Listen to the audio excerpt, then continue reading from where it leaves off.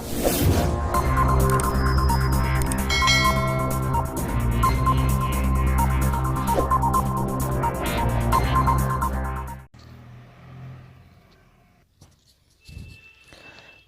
दोस्तों, AMG competition academy Sawai Madhopur में आपका फिर से स्वागत है।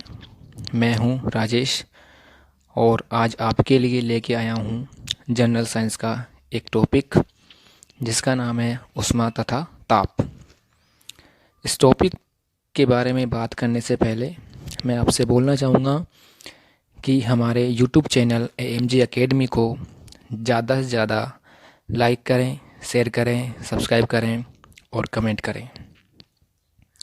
चलो चलते हैं आज हमारे टॉपिक पर जिसका नाम है ऊष्मा व ताप, हीट एंड टेम्परेचर, जो कि आपका जनरल साइंस का एक इम्पोर्टेंट टॉपिक है। बात करते हैं आज ऊष्मा और ताप पर।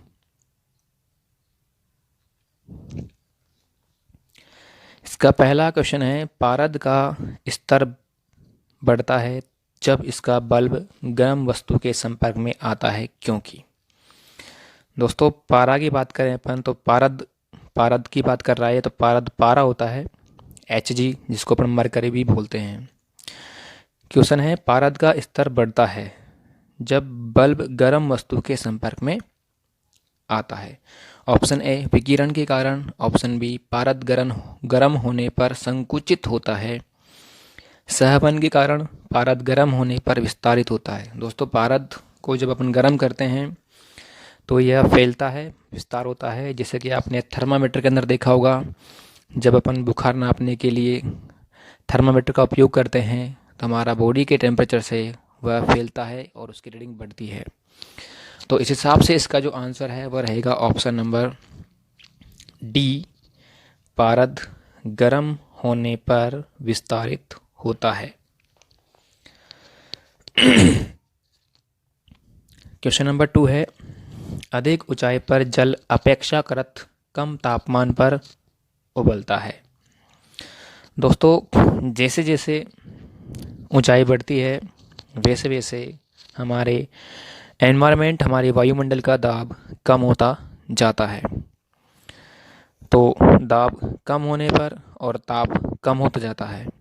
तो अधिक ऊंचाई पर ताप का मान कम और दाब का मान कम होने से पानी कम तापमान पर उबलता है। तो ऑप्शन ए है वायु दाब कम होता है, ऑप्शन बी बाहर का तापमान कम होता है, ऑप्शन सी गुप्त ऊष्मा कम होती है, ऑप्शन डी उपयुक्त में से कोई नहीं। तो इसका आंसर है ऑप्शन ए, वायुदाब कम होता है। याद रखना दोस्तों, जैसे जैसे हम ऊंचाई पर जाते हैं वैसे वैसे दाब का मान कम होता जाता है। अगला क्वेश्चन है 3, जब शुद्ध जल प्रबलता से उबलता है तो सतह की ओर उठने वाले बुलबुले मुख्यतः किसके बने होते हैं। ऑप्शन ए है वायु, बी हाइड्रोजन, सी हाइड्रोजन और ऑक्सीजन, डी और जलवाष्प। दोस्तों, जब शुद्ध जल को अपन तेज़ी से उबालते हैं तो जब ये बुलबुले बनकर ऊपर उठते हैं तो इसके अंदर एयर होती है और उस एयर में कोई सी भी गैस मिक्स हो सकती है। ज़रूरी नहीं है कि ऑक्सीजन हो, हाइड्रोजन हो, नाइट्रोजन हो, ओनली एयर होती है, वायु होती है। तो इसका जो आंसर है वह है ऑप्शन ए, वायु। क्वेश्चन नंबर 4 है, सहवन द्वारा ऊष्मा का स्थानांतरण हो सकता है। दोस्तों, ऊष्मा के संचरण की 3 विधियां होती है, चालन, कंडक्शन, सहवन, कन्वेक्शन और रेडिएशन, विकिरण। चालन, ठोसों में जो ऊष्मा का स्थानांतरण होता है वो सहवन में होता है, और ठोसों में ऊष्मा का संचरण चालन के द्वारा होता है, कंडक्शन के द्वारा, जबकि गैस व द्रव में ऊष्मा का स्थानांतरण सहवन विधि के द्वारा होता है। तो इसका जो आंसर है वो है गैस व द्रव में, option number C. Question number 5 है, जब आप स्वयं के तन पर इत्र लगाते हैं तो आप ठंडा महसूस करते हैं, क्योंकि। ऑप्शन ए, इत्र को निम्न तापमान में रखा जाता है, ऑप्शन बी, आपके तन से ऊर्जा को अवशोषित कर इत्र आसानी से संघनित हो जाता है। ऑप्शन डी, इत्र में उपस्थित विलायक आपके तन से ऊर्जा को अवशोषित कर आसानी से वाष्पित हो जाता है। इत्र का विलायक आपके तन में ऊर्जा को स्थानांतरित कर आसानी से वाष्पित हो जाता है। दोस्तों, सबसे पहली बात तो ये कि जब अपन इत्र लगाते हैं तो आपने गौर किया होगा कि इत्र लगाने के बाद इत्र हमारे बॉडी से वेपराइज्ड हो जाता है, मतलब वाष्पित हो जाता है। तो वाष्पित वाली बात ऑप्शन नंबर सी और डी में आती है। तो पहले बात करते हैं डी की। इत्र का विलायक आपके तन में ऊर्जा को स्थानांतरित कर आसानी से वाष्पित हो जाता है। दोस्तों, इत्र लगाने से हमें ऊर्जा नहीं मिलती है, तो ऊर्जा का स्थानांतरण नहीं हो सकता। ऑप्शन सी के अंदर बात करते हैं, इत्र में उपस्थित विलायक आपके तन से ऊर्जा को अवशोषित कर आसानी से वाष्पित हो जाता है। तो इसका राइट आंसर है ऑप्शन नंबर सी। अवशोषित की बात हो रही है यहाँ पर, तो अवशोषित करके आसानी से वाष्पित हो जाता है। इसका राइट आंसर है ऑप्शन नंबर सी। अब बात करते हैं क्वेश्चन नंबर 6 पे। जब वायु में एल्कोहल दहन करता है तो ऊर्जा खालिस्तान के रूप में मुक्त होती है। ऑप्शन ए, ऊष्मा तथा प्रकाश। ऑप्शन बी, केवल ऊष्मा। ऑप्शन सी, केवल प्रकाश। ऑप्शन डी, प्रकाश तथा ध्वनि।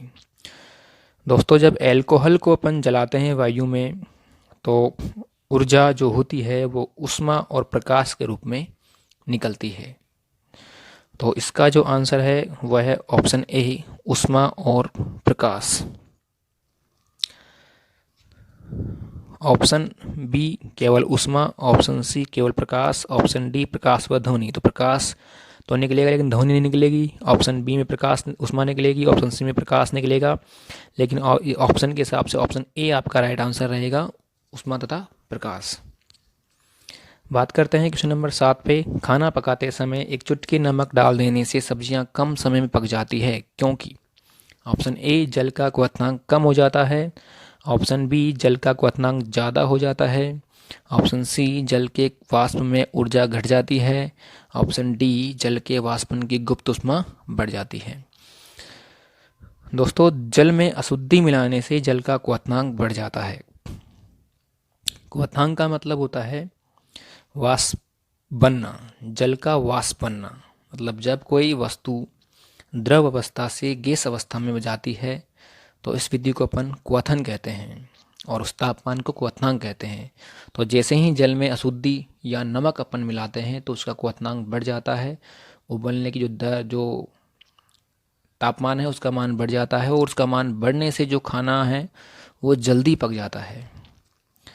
तो इसका जो राइट आंसर है वो है ऑप्शन नंबर बी, जल का क्वथनांक ज़्यादा हो जाता है। अब चलते हैं क्वेश्चन नंबर 8 के पास। निम्नलिखित में से कौन सा एक भौतिक परिवर्तन है? दोस्तों, परिवर्तन दो प्रकार के होते हैं, रासायनिक परिवर्तन व भौतिक परिवर्तन। भौतिक परिवर्तन में पदार्थ की भौतिक अवस्थाएं जैसे गंध, आकार, रूप, कलर में परिवर्तन होता है, और इसमें कोई भी नए पदार्थ का परिमाण नहीं होता है। यह अस्थायी परिवर्तन है, मतलब अपनी पुनः अवस्था, अपनी जो पूर्व अवस्था है वो पुनः धारण कर सकता है। जबकि रासायनिक परिवर्तन में उसके रासायनिक गुणधर्म, संरचना में परिवर्तन होता है, उसमें एक नए पदार्थ का निर्माण होता है, वह अपना पूर्व अवस्था बिल्कुल भी धारण नहीं कर सकता। तो बात करते हैं ऑप्शन के पास आते हैं। ऑप्शन ए, कोयले का जलना।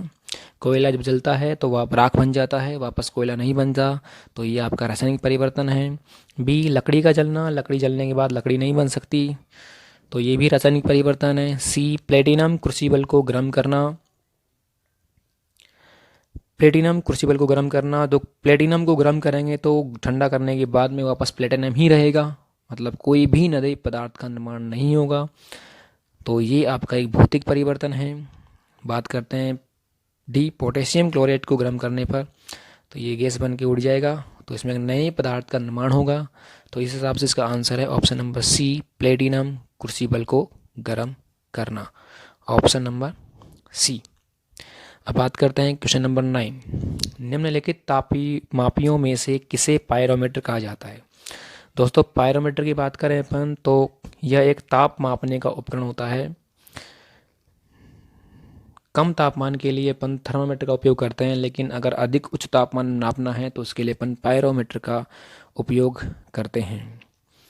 तो ऑप्शन ए है ताप विद्युत तापमापी, ऑप्शन बी विकिरण तापमापी, ऑप्शन सी गैस तापमापी, ऑप्शन डी द्रव तापमापी। तो सी और डी तो कैंसल। ए की बात करें अपन ताप और विद्युत भी आ रहा है तो ये भी कैंसल। तो ए बी की बात करें विकिरण तापमापी, तो इसके अंदर राइट आंसर है बी विकिरण तापमापी। क्वेश्चन नंबर 3, गर्म शीशे को धीमे धीमे ठंडा करने की प्रक्रिया को कहते हैं। दोस्तों प्रोडक्शन के अंदर एक विधि होती है जिसे अपन बोलते हैं ह्यूमिडिफाइंग। ह्यूमिडिफाइंग का मतलब होता है कि जब शीशे को गर्म करते हैं तो उसे धीरे धीरे ठंडा करते हैं। एकदम से ठंडा नहीं करने की बजाय अपन उसको धीरे धीरे ठंडा करते हैं, और धीरे धीरे ठंडा करने की प्रक्रिया को ही अपन ह्यूमिडिफाइंग कहते हैं। तो इसका जो राइट आंसर है वो है option number B humidifying, sorry annealing है इसका आंसर। तो इसका आंसर है एनीलिंग। एक बार बात करते हैं दोबारा। किसी भी चीज़ को अपन धीरे धीरे ठंडा करते हैं तो धीरे धीरे ठंडा करने का मतलब ही एनीलिंग होता है। ये ह्यूमिडिफाइंग गलत है, एनीलिंग है। तो अगर अपन बात करें कि किसी भी चीज़ को धीरे धीरे ठंडा करते हैं तो यह प्रक्रिया एनीलिंग कहलाती है। तो इसका आंसर है ऑप्शन नंबर ई। बात करते हैं क्वेश्चन नंबर 11, जल के वाष्पन की अत्यधिक उच्च उष्मावक्रता किसका परिमाण है? वान डेर वाल्स बंध, सहसंयोजी बंध, अंतरायनी आकर्षण, हाइड्रोजन बंध। दोस्तों जल के वाष्पन की अत्यधिक उच्च उष्मा हाइड्रोजन आबंध का परिणाम होती है। तो इसका जो आंसर है वो है ऑप्शन नंबर डी हाइड्रोजन आबंध। बात करते हैं संघनन प्रक्रिया से संबंधित है। दोस्तों संघनन एक प्रक्रिया है जिसके द्वारा कोई भी ठोस पदार्थ सीधे ही गैसीय अवस्था में चल जाता है, उसे अपन संघनन कहते हैं। तो बात करते हैं ऑप्शन ए जल का जल वाष्प परिवर्तन होना, ऑप्शन बी जल वाष्प को ठोस रूप से परिवर्तित होना, जल का ठोस रूप में परिवर्तित होना, ऑप्शन डी जल वाष्प के इसके द्रव के रूप में परिवर्तित होना।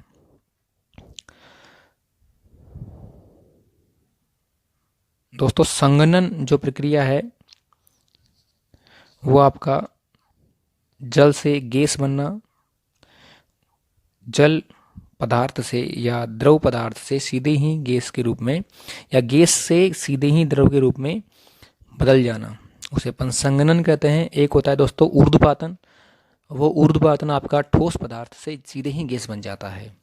आपके 4 प्रक्रियाएं होती है, क्वथनांक, हिमांक, गलनांक, ऊर्ध्वपातन और संघनन।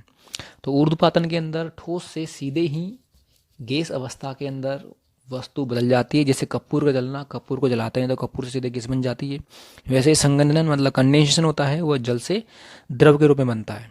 जैसे अपने गर्म पानी की भगोनी होती है, उसको अपन गर्म करते हैं तो उसे भाप बनकर जो ढक्कन होता है उस ढक्कन से वापस बूंदे बन बन के वापस भगोनी में गिरती रहती है। तो इसका जो राइट आंसर है वह है ऑप्शन नंबर डी संघनन, जल वाष्प का द्रव बनना।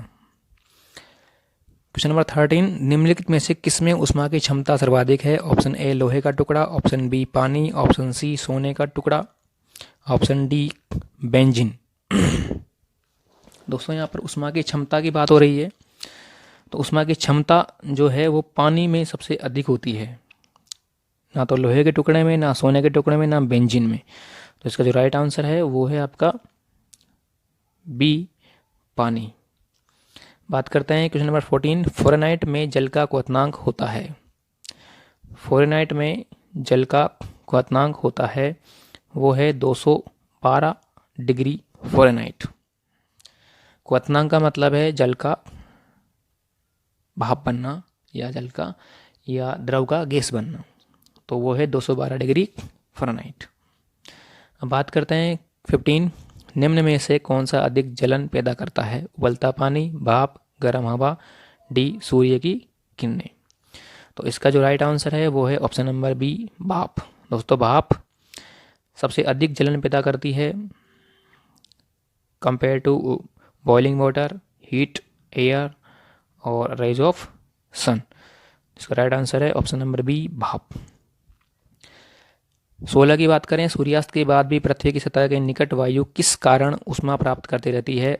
ए सूर्य तापन, ऑप्शन बी स्थलीय विकिरण, ऑप्शन सी चालन, ऑप्शन डी सहवन। दोस्तों, सूर्यास्त के बाद भी पृथ्वी की सतह के निकट की वायु हमेशा जो स्थलीय विकिरण होती है उससे लगातार ऊष्मा प्राप्त करती रहती है।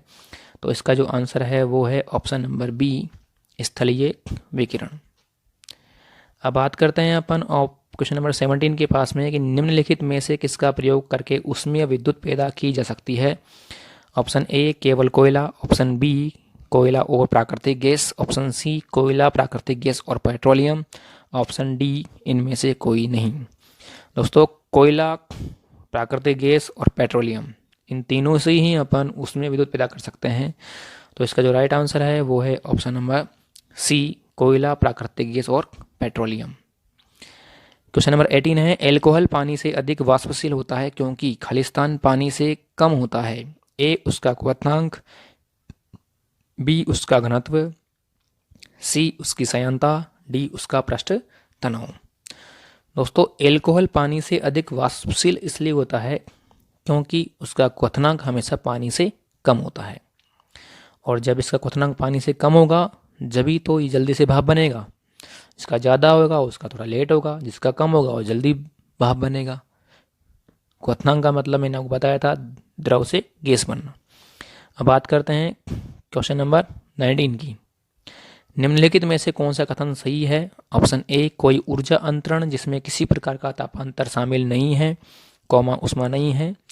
बी किसी ऊर्जा अंतरण में तापांतर हमेशा जरूरी है। ऑप्शन सी तापन करने पर वस्तु की लंबाई और आयतन तथैत वही बने रहते हैं। डी जब जब तापांतर होता है ऊर्जा अंतरण का एकमात्र मार्ग ऊष्मा ही होता है। दोस्तों, पहले अपन बात करते हैं ऑप्शन नंबर डी की। जब जब तापांतर होता है ऊर्जा अंतरण का एकमात्र मार्ग ऊष्मा ही होता है।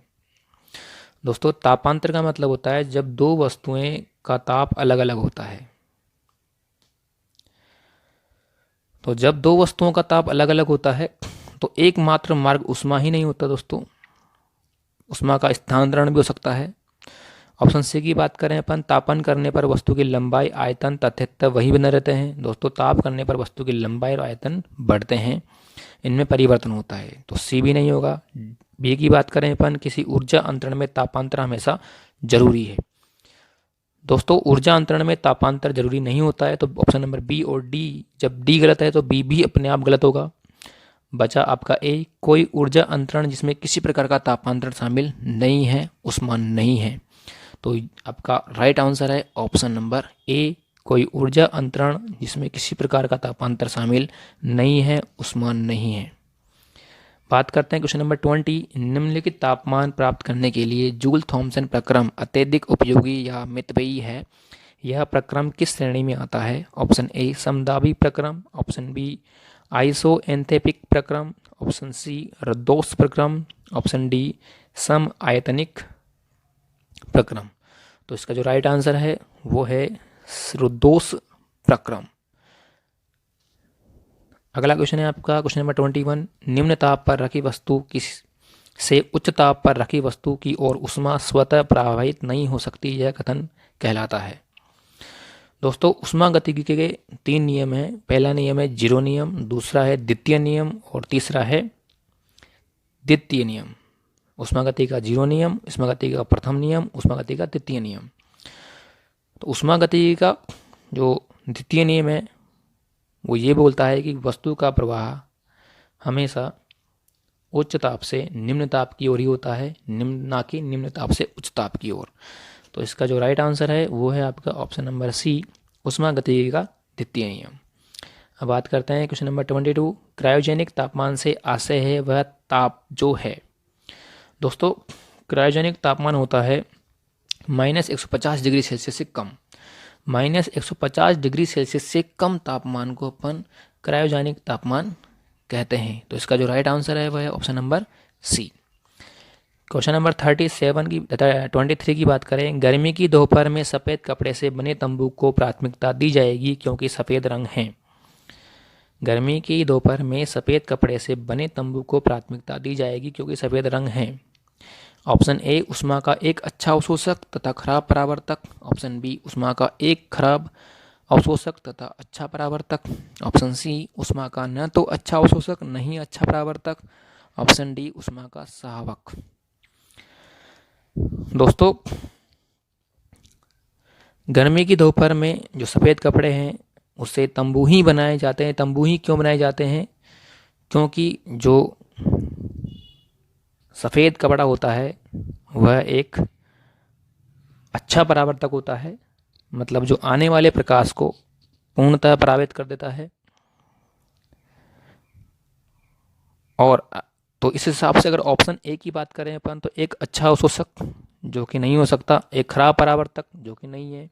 ऑप्शन बी की बात करें अपन, ऊष्मा का एक खराब अवशोषक, बिल्कुल यह अवशोषित नहीं करता है। और एक अच्छा परावर्तक, तो इस हिसाब से आपका जो राइट आंसर है वो ऑप्शन नंबर बी होना चाहिए। जब भी अपन बोलते हैं कि गर्मी में हल्के रंग के कपड़े पहनना चाहिए, सफ़ेद कपड़े पहनना चाहिए, गर्मी कम लगती है क्योंकि वो आने वाले प्रकाश को परावर्तित कर देता है। सर्दी में डार्क कलर के कपड़े पहनना चाहिए जिससे वह गर्मी को अवशोषित कर लेता है। तो इस हिसाब से इसका आपका जो राइट आंसर है वो है ऑप्शन नंबर बी। 24 की, ठंडे जल युक्त बोतल की बाहरी सतह पर जल की बूंदें कैसे निर्मित होती है? दोस्तों, आपने देखा होगा कि फ्रिज से बोतल निकालने के बाद में उसकी जो बाहर कुछ पानी की बूंदें में दिखाई देती है, या अपन जब दुकान से कोल्ड ड्रिंक खरीदते हैं तो उस बोतल को अपन रखते हैं तो उसके ऊपर चारों तरफ पानी की बूंदें इकट्ठी हो जाती है। या ठंडे पानी को गिलास में डालते हैं तो गिलास के आसपास चारों तरफ पानी की बूंदें इकट्ठी हो जाती है। उसका कारण क्या है? तो बात करते हैं ऑप्शन ए पे, बोतल में उपस्थित जल वाष्प संबंधित होता है तथा बाहर की ओर वेगन करता है। ऑप्शन बी, वायु में उपस्थित जलवाष्प बोतल की सतह पर संबंधित होता है। ऑप्शन सी, बोतल के अंदर का जल वाष्प वाष्पित होता है तथा बूंदों के रूप में दिखाई देता है। वायु में उपस्थित जल वाष्प वाष्पित हो जाता है तथा बोतल की सतह पर चिपक जाता है। दोस्तों, जो वायु में उपस्थित जल वाष्प है वो गिलास के या बोतल के चारों तरफ इकट्ठा हो जाता है। तो जो रिलेशन है वो बोतल का और जो वायु के अंदर जो उपस्थित जल वाष्प है उसका है। तो इस हिसाब से ऑप्शन ए की बात करें अपन, बोतल में उपस्थित जल वाष्प संबंधित होता है तथा बाहर की ओर वेगन करता है। दोस्तों, जो भी ये जल वाष्प है वो बोतल में उपस्थित है, वो बाहर बिल्कुल भी नहीं निकलता है क्योंकि वो बिल्कुल पैक्ड है। तो ऑप्शन ए गलत हो गया आपका। ऑप्शन सी की बात करें अपन, बोतल के अंदर का जल वाष्प वाष्पित होता है, बिल्कुल गलत। ये भी एक गलत है क्योंकि बोतल के अंदर जो भरा हुआ लिक्विड है वो बिल्कुल भी वाष्पित नहीं हो सकता, वो पैक है। ऑप्शन डी की बात करें अपन, वायु में उपस्थित जल वाष्प वाष्पित हो जाता है। दोस्तों, ये वायु में उपस्थित की बात करें अपन तो वायु में उपस्थित बिल्कुल भी वाष्पित नहीं होता है। तो ऑप्शन बी की बात करें अपन, वायु में उपस्थित जलवाष्प बोतल की सतह पर संबंधित होता है। तो इसका जो राइट आंसर है वो है 24 का बी। अब बात करते हैं क्वेश्चन नंबर 25। अखिल ने ठंडी शीतकालीन रात में कपड़ों की कुछ परतों के साथ स्वयं को लपेट लिया, इससे उसको गर्म रखने में मिली क्योंकि। ऑप्शन ए, कपड़ों की परतों के बीच घर्षण उत्पन्न होता है। ऑप्शन बी, कपड़ों के बीच फंसने वाली हवा उष्मा का एक खराब संवाहक होता है। ऑप्शन सी, कपड़ा गर्म कम रहता है। ऑप्शन डी, कपड़ा उष्मा का एक संवाहक है। दोस्तों, अखिल ने ठंडे दिनों के अंदर कपड़ों की कुछ परतों को स्वयं को लपेट लिया, और ऐसा करने से जो कपड़ा होता है वो उष्मा का एक संवाहक होता है, उष्मा को स्थानांतरित कर सकता है। तो इस हिसाब से आपका जो राइट आंसर है वो है ऑप्शन नंबर डी,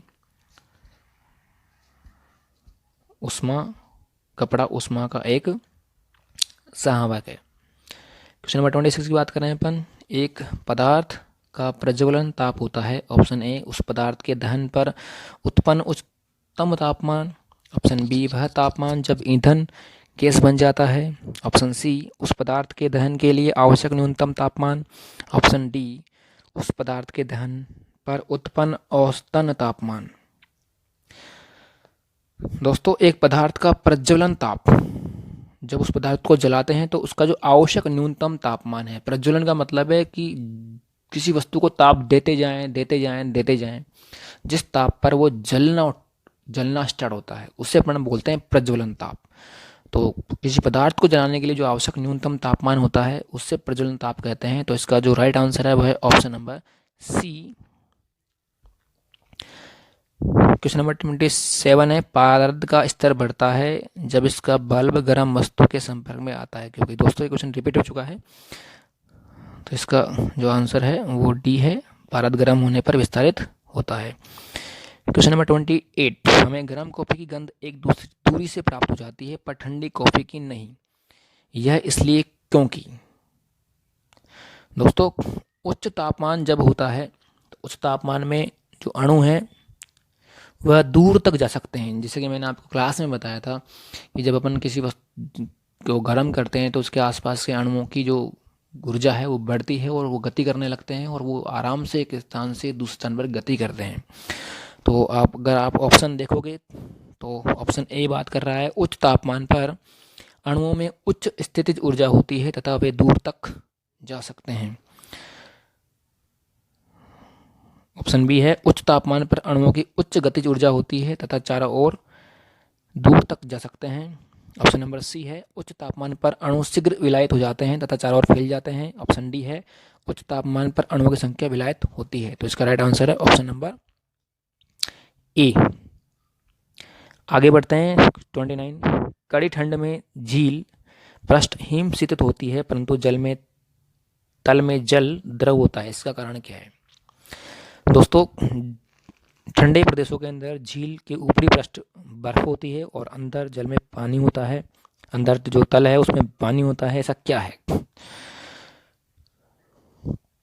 दोस्तों जो बर्फ होता है वो ऊष्मा का कुचालक होता है,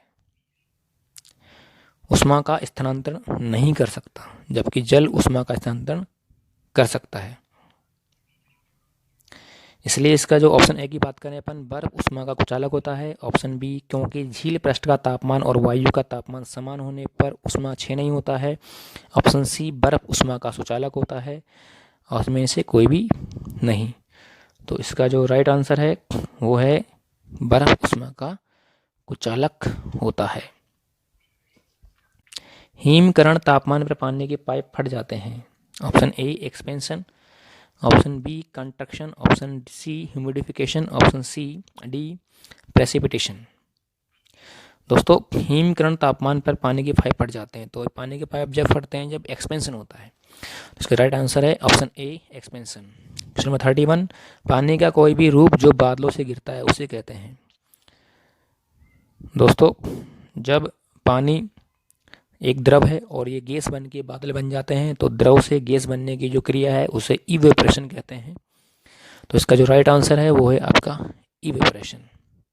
32, खालिस्तान एक सतह की घटना है, ऊर्ध्वपातन, क्वथन, भाप, ट्रांसलेशन। दोस्तों ऊर्ध्वपातन का मतलब है कि ठोस पदार्थ जब सीधे गैस में बदलता है उसे ऊर्ध्वपातन कहते हैं। क्वथन भी एक प्रोसेस है, ट्रांसलेशन भी एक प्रोसेस है, भाप एक सतह की घटना है। तो इसका जो राइट आंसर है वो है वेपर, भाप। 33, सेतु को धातु के प्लेट पर लकड़ी की मेज की तुलना में अधिक ठंडा महसूस हुआ जब उसने अपने हाथों को उस पर रखा, क्योंकि। ऑप्शन ए लकड़ी धातु के प्लेट की तुलना में अधिक ऊष्मा ऊर्जा का संचालन करती है। ऑप्शन बी उसके शरीर पर तापमान लकड़ी के तापमान से कम और धातु की प्लेट से अधिक है। ऑप्शन सी लकड़ी धातु के प्लेट की तुलना में अधिक गर्म होती है। ऑप्शन डी धातु के प्लेट लकड़ी की तुलना में अधिक ऊष्मा ऊर्जा का संचालन करती है। दोस्तों जो सेतु है धातु की प्लेट पर जो लकड़ी की मेज है उसको अधिक ठंडा महसूस हुआ, क्योंकि धातु की जो प्लेट है वो लकड़ी की तुलना में अधिक ऊष्मा ऊर्जा का संचालन करती है। क्योंकि धातु है वो ऊष्मा का स्थानांतरण, ऊष्मा का संचालन अधिक मात्रा में कर सकती है। तो इसका जो राइट आंसर है वो है ऑप्शन नंबर डी, धातु के प्लेट लकड़ी की तुलना में अधिक ऊष्मा ऊर्जा का संचालन करती है। क्वेश्चन नंबर 34, समुद्री हवा की प्रचंडता इस पर निर्भर करती है। ऑप्शन ए भूमि और समुद्र के तापमान के बीच के अंतर पर। ऑप्शन बी इसके बहने की दिशा पर। ऑप्शन सी समुद्र और भूमि के स्तर के बीच के अंतर पर। ऑप्शन डी वातावरण में मौजूद जलवाष्प की मात्रा पर। दोस्तों समुद्र की जो हवा है वह तेज होगी कम होगी या बहुत अधिक होगी, वह निर्भर करता है आपका जो भूमि है, हमारी ज़मीन है, और हमारा जो समुद्र है उसके टेम्परेचर के बीच में डिफरेंस कितना है। उस टेम्परेचर डिफरेंस के कारण ही समुद्र की हवा की जो प्रचंडता है वो कम और ज़्यादा होती है। तो इस हिसाब से इसका जो आंसर है वह ऑप्शन नंबर ई, ए, भूमि और समुद्र के तापमान के बीच के अंतर पर। क्वेश्चन नंबर 35, क्या होगा अगर कागज की एक छोटी चादर एक लंबे लोहे की छड़ के एक छोर पर कसकर बांध दी जाती है और उस छड़ के दूसरे छोर पर एक मोमबत्ती की लो को जलाकर रखा जाता है। कागज की एक छोटी चादर एक लंबे लोहे की छड़ के एक छोर पर कसकर बांध दी जाती है और उस छड़ के दूसरे छोर पर एक मोमबत्ती की लो जला कर रख दी जाती है। दोस्तों, एक लोहे की छड़ है, उसके एक छोर पर एक चादर बांध रहे हैं छोटी सी, और दूसरे छोर पर एक मोमबत्ती की लो जलाकर रख रहे हैं। ऑप्शन ए, केवल कागज के कुछ हिस्से जल जाएंगे। ऑप्शन बी, कागज नहीं जलेगा क्योंकि आयरन एक अच्छा विषवाहक है। ऑप्शन सी, कागज जल जाएगा क्योंकि वह विषवाहक है। ऑप्शन डी, मोमबत्ती की लो बुझ जाएगी। दोस्तों, पहली बात तो ये कि लो एक छोर पर है और कागज दूसरे छोर पर है, तो कॉमन सेंस की बात है, कागज नहीं जलेगा।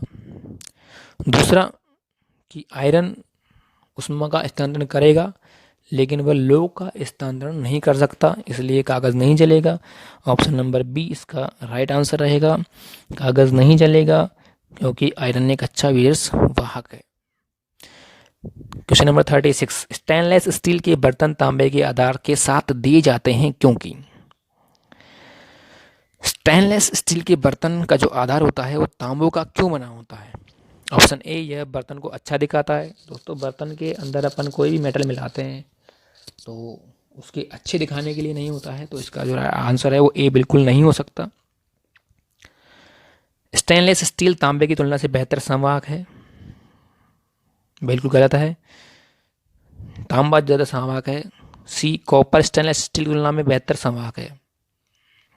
और डी, कॉपर स्टेनलेस स्टील की अपेक्षा अधिक फैलता है। दोस्तों, जो कॉपर है, तांबा है, वह स्टेनलेस स्टील की तुलना में बेहतर संवाहक है, तो इसका जो राइट आंसर है वह ऑप्शन नंबर सी।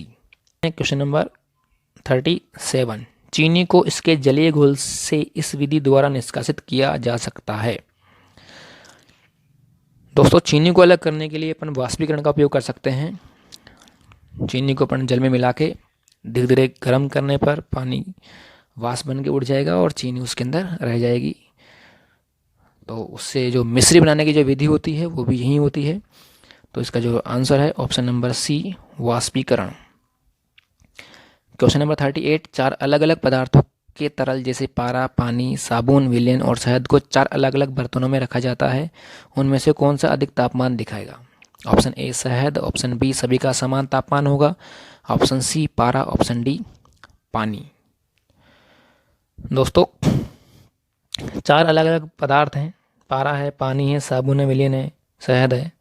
उनको अलग अलग बर्तनों में रखेंगे तो उनमें जो चारों तरल पदार्थ है उसका तापमान समान होगा, क्योंकि एनवायरनमेंट के हिसाब से तरल पदार्थों का तापमान समान होता है। तो इसका जो आंसर है वह ऑप्शन नंबर बी, सभी का समान तापमान होगा।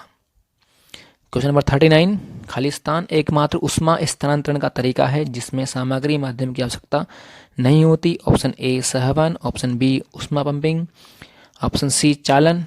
और ऑप्शन डी, विकिरण।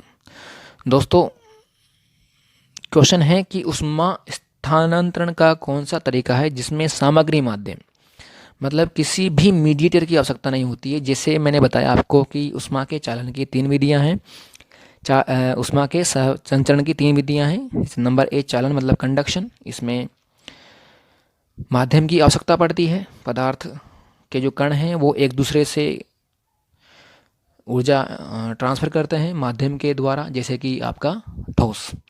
संवहन की बात करें अपन, कन्वेक्शन, तो इसके अंदर भी आपका माध्यम की आवश्यकता होती है, जैसे गैस और द्रव। लेकिन विकिरण, रेडिएशन एक ऐसा तरीका है माध्यम संचरण का जिसके अंदर किसी माध्यम की आवश्यकता नहीं होती, अर्थात इसके अंदर निर्वात के अंदर भी ऊष्मा का स्थानांतरण हो सकता है।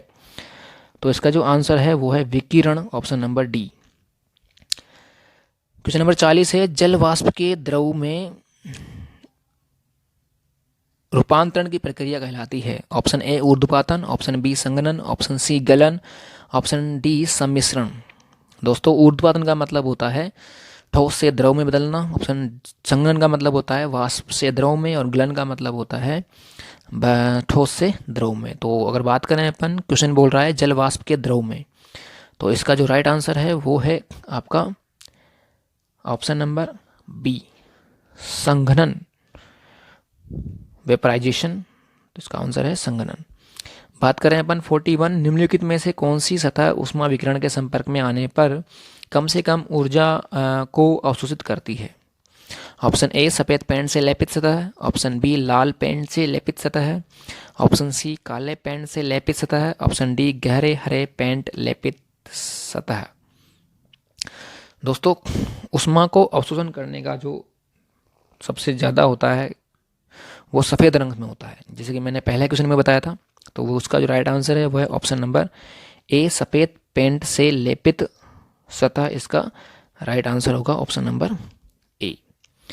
बात करें 42 के अंदर, तेज हवा वाली रात्रि में ओस नहीं बनती क्योंकि ऑप्शन ए वाष्पीकरण की दर तेज होती है, ऑप्शन बी हवा में नमी कम होती है, ऑप्शन सी तापमान ऊंचा रहता है, ऑप्शन डी आकाश साफ नहीं होता है। दोस्तों जब हवा तेज चलती है तो उसकी वाष्पीकरण की दर भी बढ़ जाती है, तो उसके कारण हमारी ओस नहीं बन पाती है। तो इस हिसाब से इसका जो आंसर है वो ऑप्शन नंबर ए वाष्पीकरण की दर तेज हो जाती है। 43, निम्नलिखित में से किसकी विशिष्ट ऊष्मा अधिकतम होती है? ए तांबा, बी लोहा, सी ग्लिसरीन, डी पानी। दोस्तों पानी की विशिष्ट ऊष्मा सबसे अधिक होती है। विशिष्ट ऊष्मा वह ऊष्मा है जो किसी वस्तु के एकांक द्रव्यमान और एकांक तापमान में उत्पन्न करने के लिए दी जाती है। तो जो पानी है उसकी विशिष्ट ऊष्मा सबसे ज़्यादा होती है, ऑप्शन नंबर डी। किसकी कैलोरीफिक दर अधिक है? ए कोयला, बी मिट्टी का तेल, सी हाइड्रोजन, डी गोबर गैस। दोस्तों गोबर गैस की कैलोरीफिक दर अधिक है, इसलिए अपन इसके द्वारा अपन विद्युत भी बना सकते हैं, इसलिए इसका उपयोग अपन, तो इस हिसाब से इसका जो राइट आंसर है वो है ऑप्शन नंबर डी गोबर गैस। क्वेश्चन नंबर 45 है, डीजल इंजन में अनुपात लगभग होता है। डीजल इंजन में अनुपात लगभग होता है ए 8, बी 12, सी 14, डी 24। इसका फिक्स आंसर है, राइट आंसर है सी, ऑप्शन नंबर सी 14। 46 की बात करें अपन, वायुमंडल में हमारे ऊपर बादलों के तैरने का कारण है? ए पृथ्वी से विकर्षण, बी पवन, सी उनका कम तापमान, डी उनका कम घनत्व वायु की श्यानता। दोस्तों वायुमंडल में जो बादल तैरते हैं तो सबसे बड़ी बात तो ये है कि वायुमंडल की अपेक्षा बादलों का घनत्व कम होता है और वायु की श्यानता होती है।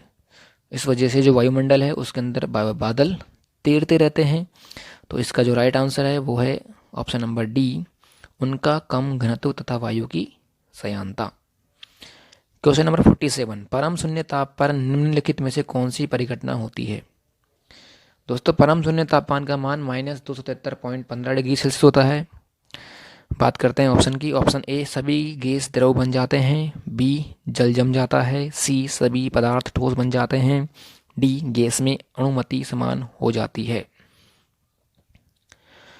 दोस्तों सभी गैस द्रव बन जाते हैं ऐसा पॉसिबल नहीं है, जल जम जाता है ये भी पॉसिबल नहीं है, सभी पदार्थ ठोस बन जाते हैं ये भी पॉसिबल नहीं है, गैसों में अणुमति समान हो जाती है, जो अणुओं का जो मान है वो बिल्कुल समान हो जाता है। तो इसका जो राइट आंसर है वो है ऑप्शन नंबर डी।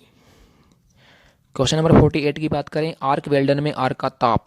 दोस्तों आर्क वेल्डिंग में जो तापमान होता है, आर्क का तापमान, वो हमें 1260 लगभग 1260 डिग्री सेल्सियस रखना पड़ता है।